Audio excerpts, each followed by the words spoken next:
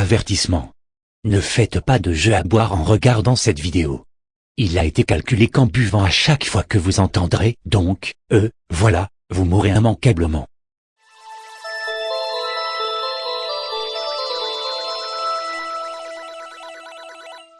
Bonjour, ceci est mon deuxième essai de vlog car je n'arrive pas à être naturel face à la caméra quand je m'adresse à mon public directement. Je suis l'auteur du Vaginarium et je tiens d'abord à vous remercier car nous venons d'atteindre le chiffre extraordinaire de 100 abonnés. Yeah! Donc je vous remercie beaucoup pour votre soutien. Je suis très contente de vos réactions, enfin vous êtes tous, même ceux qui disent un peu de mal, c'est toujours hyper constructif. Disons sans agressivité quoi. Enfin, j'ai eu quelqu'un qui m'a menacé qui m'a traité d'hérétique parce que j'avais critiqué Fantagaro, mais je pense que c'était plutôt gentil quoi. Enfin bon, j'ai 100 abonnés, hein, je m'attends pas à recevoir une marée de trolls, mais enfin c'est super sympa quoi. Quand on voit toute la haine de l'internet. Vous me donnez de l'amour, merci. Donc j'avais envie de parler un petit peu du Vaginarium, donc pour célébrer mes 100 abonnés. Donc, le Vaginarium, c'est un projet que je mûris depuis 2 ans en fait, parce que j'ai commencé à avoir les prémices du projet en tête il y a 2 ans, ouais. J'ai quelques croquis, un jour je les retrouverai, je vous les montrerai. J'ai trouvé le titre déjà, c'est m'est venu comme ça, je sais plus, c'est une référence, donc je pense que vous l'avez remarqué, à l'Imaginarium du Docteur Parnassus.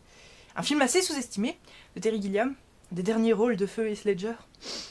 L'inspiration, c'est peu ou prou la nostalgia chic, enfin ce que devait être la nostalgia chic au départ sur thatguywiththeglasses.com, parce que au départ elle devait reviewer des trucs de meufs, ce que le nostalgia critique ne voulait pas critiquer. Et donc au départ elle a fait des trucs comme Jem et les hologrammes, Shera, ce genre de trucs.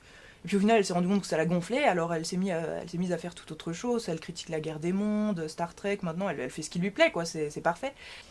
À la base de l'émission, je pensais avoir un concept à la C'est pas sorcier en fait, où j'avais que 2 personnages. J'avais le docteur, donc qui aurait été Jamie, et Rosemonde qui aurait été Fred. Fred c'est le mieux des deux en plus. Et petit à petit, j'ai d'autres personnages qui se sont greffés à ça, et je me suis dit avec autant de personnages, faut créer autre chose quoi. J'ai pensé à un vaisseau spatial tout de suite. En plus il y avait la polémique sur Doctor Who, est-ce qu'il allait devenir une femme ou pas, une femme ou un non blanc, parce que un peu de variété ça fait du bien quoi. Le docteur ça a commencé dans les années 60 quoi, donc ça fait des décennies qui. Mais bon, je digresse. Moi j'aimerais bien un docteur femme, voilà. C'était la digression utile, je vais me faire lyncher pour ça. Non, donc j'ai une doctoresse, le docteur Pralenus, et son assistante Rosemonde, et puis il y a eu les autres qui se sont greffés. Monique, Lundi et QI0, qui est la dernière à être arrivée. Et avec ça, j'ai eu l'idée que je voulais leur créer une motivation pour disséquer de la niaiserie en fait. Pourquoi est-ce qu'elles font ça? J'ai eu l'idée de transformer ça en carburant, parce que je pense que la critique ça peut être un vrai moteur, donc c'était cette idée-là quoi. Critiquer pour avancer, et donc disséquer une niaiserie, ça en fait du carburant. La niaiserie spécifiquement, parce que j'avais envie de parler de trucs girly, hein, mais je suis sûre que vous pouvez faire du pralinol en disséquant des trucs très très nuls quand même. Enfin, genre, je suis sûre que même Dragon Ball, le truc un peu entre guillemets. Non, c'est Ken le survivant, le truc hyper couillu. Vous pouvez faire du pralinol avec ça. Après, vous aurez pas un gros quota cucu, mais si on convertit, avec 2-3 réglages, tu fais un quota testostérone, tu peux faire un truc. Donc voilà, c'est comme ça qu'est arrivée l'idée, et donc. Pourquoi avait-elle besoin d'avancer avec ce carburant qui est le pralinol? Eh bien, elles avaient besoin d'avancer parce qu'un méchant les poursuivait, et c'est comme ça que la mérule est née. C'est une nécessité scénaristique avant tout. Puis j'avais aussi, disons que, grosso modo, chaque personnage c'est un peu un cliché féminin. Le docteur c'est une bourgeoise, la bourge un peu insupportable.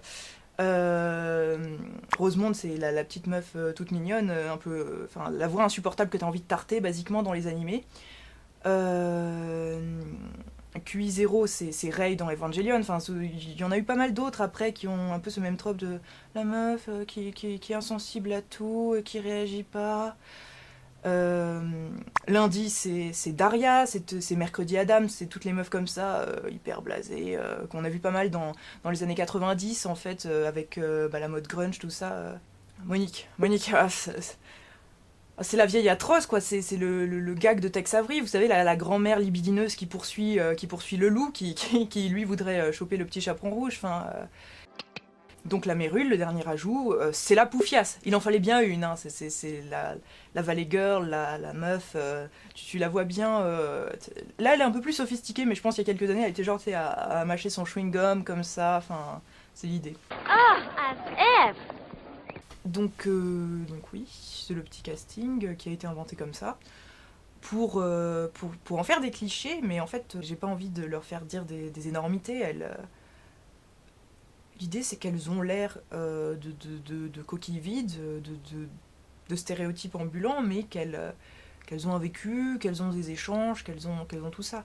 Ce qui rend vraiment le vaginarium, je pense, pas très accessible. Déjà, j'ai un sujet qui est, j'en ai conscience, pas hyper intéressant pour un public de masse.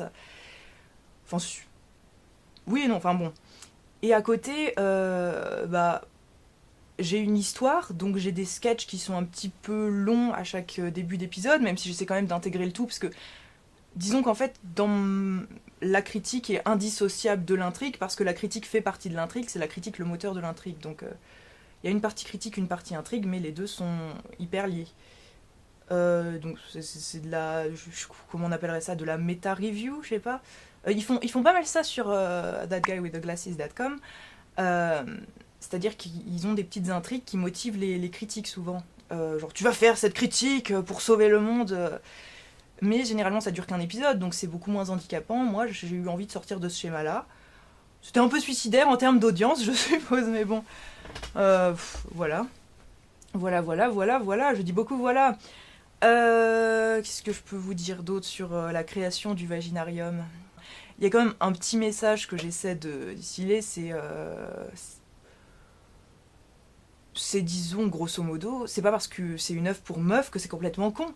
Évidemment, je prends des exemples d'œuvres qui sont destinées aux filles qui sont débiles, mais c'est pas parce que c'est pour des filles que c'est débile. Le meilleur exemple que j'ai, c'est Sakura. C'est typiquement le truc destiné aux meufs qui a plu à tout le monde, quoi, parce que c'est de la qualité. T'as beau avoir...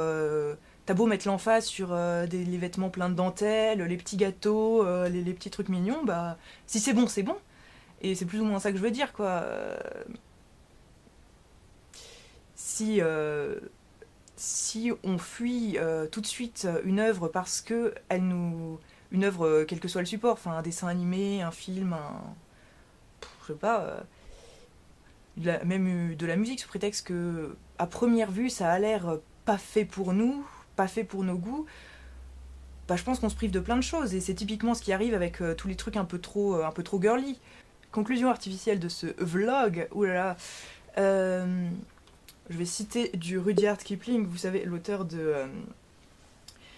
livre de la jungle, qui était également un des premiers fans de Jane Austen, il faut le dire, Jane Austen qui est l'inventrice, oui, de la chick lit, en fait, des histoires d'amour. Là, d'abord ils se détestèrent, puis en fait ils se rendirent compte que ce n'était que de la tension sexuelle. Oui, donc Jane Austen dont j'ai déjà parlé, Rudyard Kipling, un mec qui était quand même assez macho, très très viril, tout ça, l'homme, le guerrier, blablabla, bah, il était fan de Jane Austen, comme quoi. Donc ça tombe bien, et il y a des vers très appropriés pour la situation présente, c'est... Si tu peux voir détruit l'ouvrage de ta vie, et sans une parole te mettre à rebâtir, tu seras un homme, mon fils.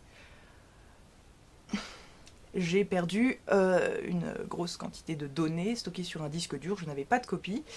Et au nombre de ces données, il y a tous les bruitages que j'avais emmagasinés pour le vaginarium, tout ce que j'avais tourné cet été, c'est-à-dire 3 vaginariums complets.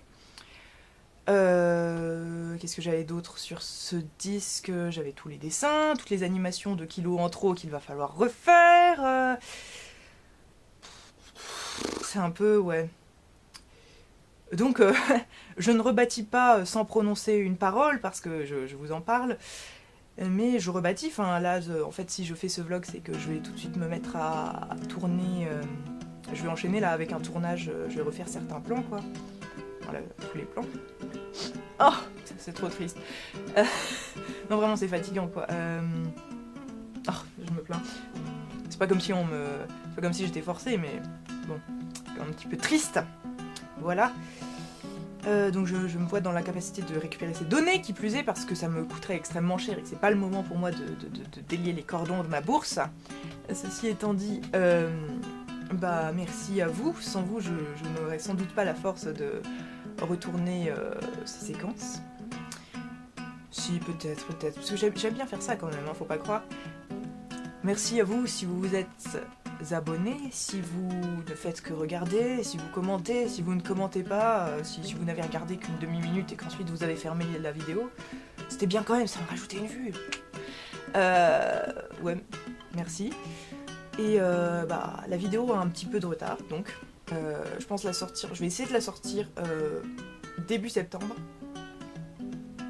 Alors que bon, je voulais la sortir en août. Un peu badé quand la date où je voulais la sortir est passée. J'étais genre, mes données, mes précieuses données. Et voilà. Bah, j'avais qu'à faire plus attention, j'avais qu'à faire des copies, je sais. Et donc, à bientôt pour le prochain épisode. J'aurai une perruque et je serai méconnaissable. Et merci encore